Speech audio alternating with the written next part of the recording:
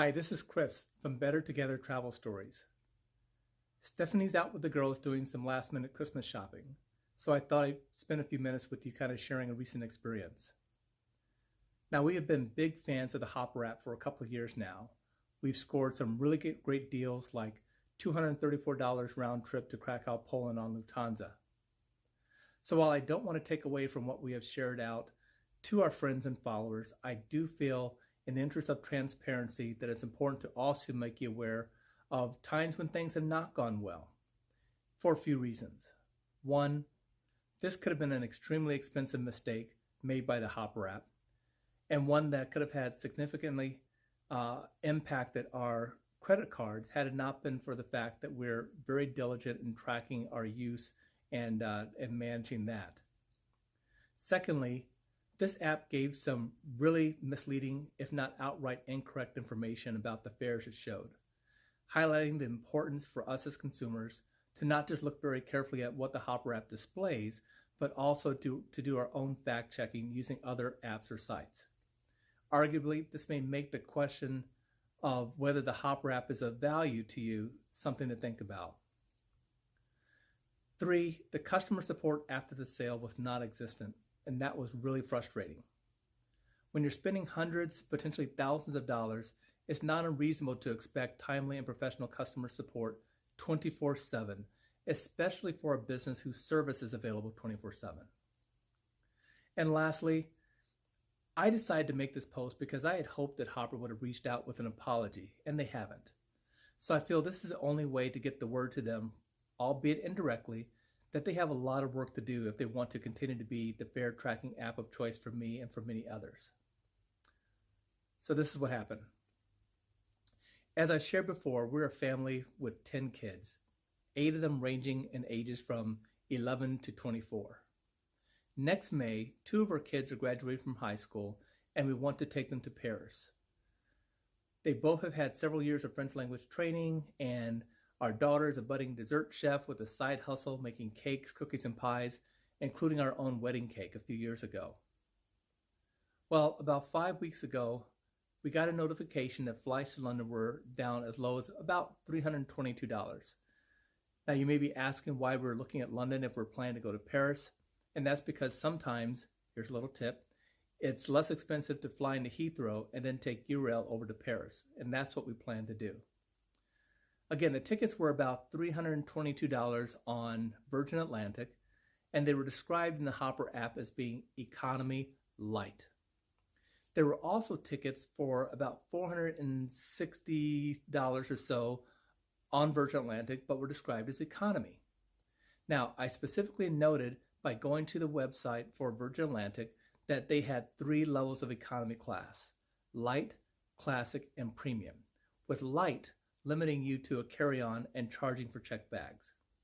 We did the math, and it was cheaper for us to buy the economy tickets rather than the economy light and pay for checked luggage. So I selected the itinerary that we wanted. We love having layovers because we think it's kind of like a bonus vacation, and so we opted to leave early from Chicago, spend a day in Boston, and then take an overnight flight to London that would arrive the afternoon of the next day.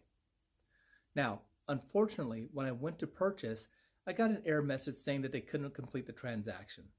I figured at such a great price, they were probably busy, so I tried several times again. Didn't work. Eventually, I started getting an error message. Well, Stephanie then decided to try on her iPhone since I use a Samsung, and she had the same results. After about 10 minutes of attempts, I was able to get a confirmation that my purchase went through for a total of somewhere around $1,600. But as you can guess, Stephanie also got a confirmation, so it meant now we were the proud owners of 8 tickets to London. Now, I must confess, this was not my most shining moment, as the tickets were labeled as non-refundable. I immediately went online to check our Chase Freedom credit card, and sure enough, there were 2 identical transactions for the full 4 tickets each, so total of $3,400 or so for the 8 tickets. Well, as I was thinking about it, I realized that most tickets do give you the ability in the US to cancel within 24 hours, So I bounded back down the steps, went over to Stephanie and said, hey, could you cancel your 4 tickets? Which she did. And we went back and saw that that cancellation was showing up on the Chase credit card. However, we then started to see transactions from $500 to over $2,000 that were coming through our card from the Hopper app. Now, fortunately, we have a very high limit, but this could have really been bad for someone who didn't have the ability to be having, these $2,000, $5,000 transactions coming through.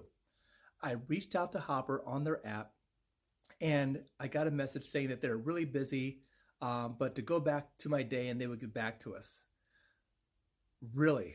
So you're sending through bogus transactions and I'm just supposed to go about my day?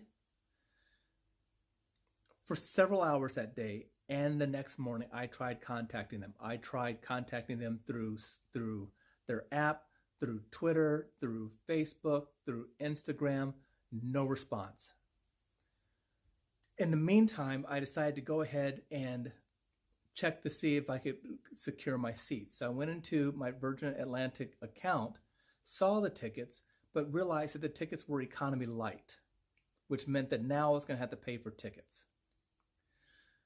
Okay, I continued to try to contact Hopper with no response. Finally, sometime the next morning, I got a response from them on Twitter to say, reach out to us on the app. I did, no response. In the meantime, there were more transactions being posted to our Chase Freedom account. Now, these transactions effectively netted out to the amount we should have been charged in the first place, but there was still no communication from Hopper as to what had happened. So that was both troubling and upsetting. I mean, again, I have thousands of dollars of bogus charges hitting my card and no response from the vendor who's doing this. Finally, I got a response back on the Hopper app from someone named Megan. To say that Megan's response was dismissive would be an understatement, because basically she told me that the mislabeling of the fare, was outside of their control, which didn't make any sense at all because they had flights the same day with the same airline that were explicitly listed as economy light. So why were they just listing these as economy? She didn't have an answer for that.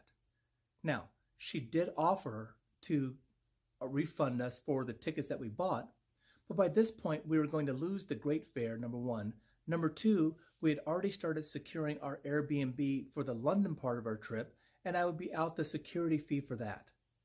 Thirdly, if I were to buy tickets from Hopper again, I had no assurance that if it were listed as economy, that it would be economy light or something else. So what I've learned, and what I would say is our caution, is this. Number one, be aware of the various economy fare tiers of the airlines. Now, I believe the airline websites do a pretty good job of explaining the differences, which is a far better resource than relying on the Hopper app, especially since they won't stand by their descriptions if you buy the ticket and find out it's actually a different fare class. Secondly, when it comes to the Hopper app, I would caution you to check your credit cards immediately after the purchase to make sure they're not overcharging you. Thirdly, sadly, but I would encourage you to start checking other fare sites like Google Flight Tracker, Skyscanner, even the app, the websites themselves for the airlines, because Hopper doesn't seem to really have a concern about giving you inaccurate information. Now, it may seem counterintuitive, but I do believe that there is some value with the notifications that the Hopper app gives you. But I'm not saying it's necessarily the app that you should use for buying the tickets any longer. Lastly, if you do decide to use the app, express your satisfaction or dissatisfaction through the $5 tip that they ask for. Now, I know they're on slim margins, but frankly, if you're not happy with the service you're getting, you really shouldn't be giving them the $5 tip. So that's my cautionary tale.